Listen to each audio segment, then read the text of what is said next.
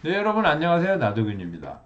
오늘은 이제 숨쉬기 어렵다, 소화가 안 된다, 역류성 식도염 진단을 받았다, 자도 피곤하다 이런 사연입니다.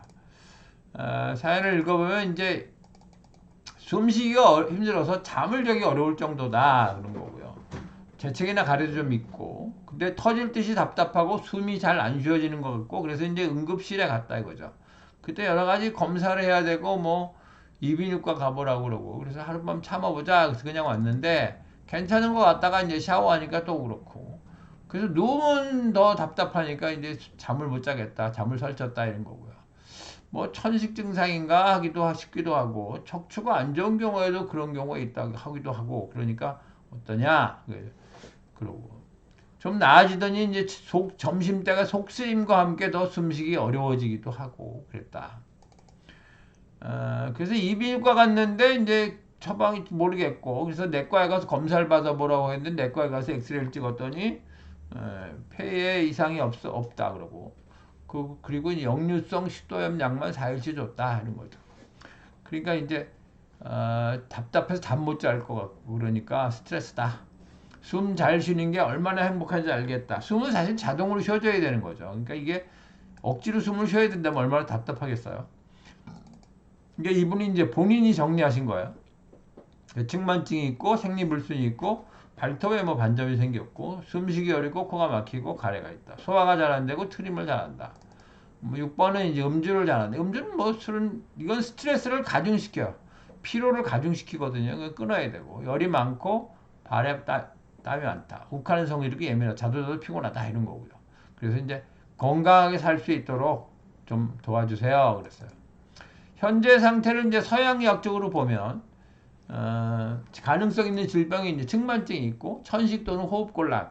그런데 이제 사실은 천식 증상하고 좀 차이가 있습니다. 그리고 호흡곤란은 병명이 아니죠.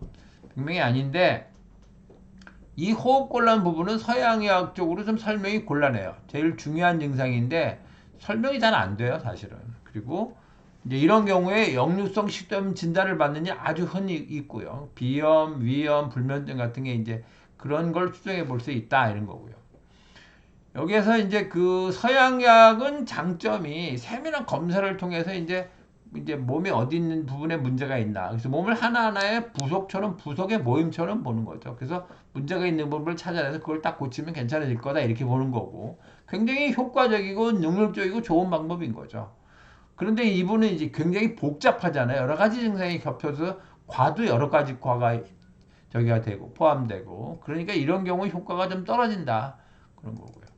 한의학적으로 보면 이렇게 복잡하지만 이걸 하나의 병으로 본다. 몸은 서양의학은 나눠서 보는데 한의학은 몸을 하나의 반응 시스템으로 보고 모든 증상이 서로 연결되어 있다 이렇게 보는 거야.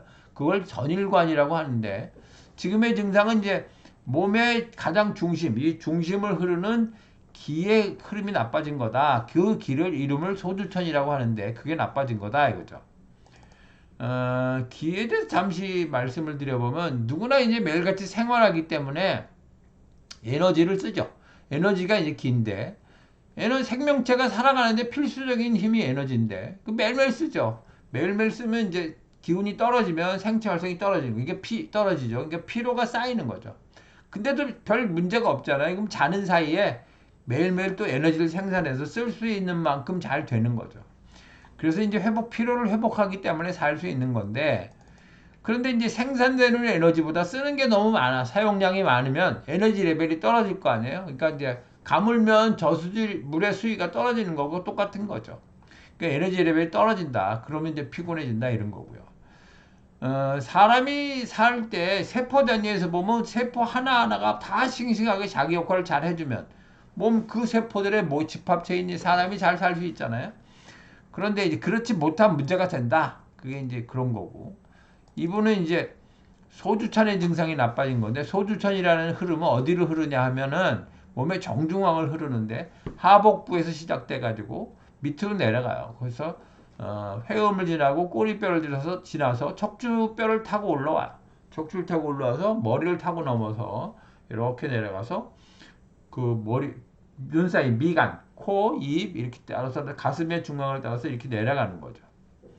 그러니까 이제 증상은 소주천의 흐름의 역순으로 나타나요. 그래서 가슴이 답답해지고 숨이 잘 안 쉬어지고 두근거리고 화를 내게 되고 그 다음에 소화가 잘 안 되고 위염, 식도염, 역류성 식도염은 아주 흔히 나타나는 증상입니다.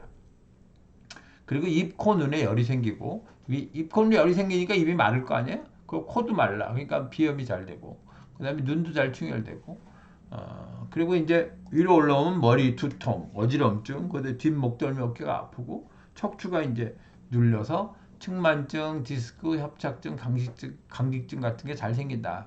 그리고 불안하고 우울하고 잘 놀란다. 이렇게 되는 거죠. 소주천이라는 것은 자동차로 치면 이제 배터리 같은 거예요. 오장을 움직이는 배터리인 거죠. 오장이 엔진이고. 그러니까 소주천이 나빠지면 오장이 약해져요. 그래서 엔진에서 힘을 못 만드니까 무기력증, 기운이 떨어지는 거죠. 기운이 떨어지고 그 다음에 기는 몸을 따뜻하게 하는 건데 기가 부족해지니까 차가워지고 냉증이 오고 그 다음에 피로해지고 이렇게 된다. 거죠. 서양의학적으로 보면 이제 이렇게 복잡한 여러 가지 질병이고 한의학적으로 보면 이렇게 한 가지 질병인데 그럼 어느 거를 선택하는 것이 우리가 좋으냐? 서양의학적 치료가 좋으냐? 한의학적 치료가 좋으냐? 이런 거죠. 이렇게 복잡한 경우에는 한의학적 치료가 훨씬 좋아요. 그래서 서양의학적 치료는 효과가 떨어지고 한의학적 치료는 효과가 좋다. 효과가 좋다. 이렇게 말씀드릴 수 있어요. 한의학적으로 이제 근본적으로 치료하기 위한 두 가지 방법인데 그래서 유지요법은 이제 가벼운 운동하고 피로와 스트레스 그래서 피로와 스트레스를 피하고 가벼운 운동의 대표적인 건 좀 빠르게 걷는 거죠. 그래서 숨 차지 않는 듯하게 필요하지 않은 양을 가볍고 빠르게 걷는다. 그리고 걷는 건 혈액순환을 촉진해주고 마음의 긴장을 풀어주는 그런 효과가 있습니다. 아주 좋죠. 그래서 한 2주에서 한 달 정도 하면 아주 본인이 느낄 수 있다. 이렇고요.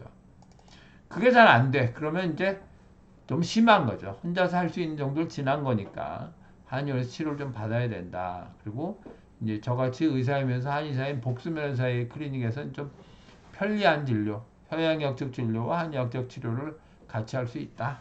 이렇게 말씀드릴 수 있겠어요. 네, 오늘은 이제 숨이 잘 안 쉬어진다.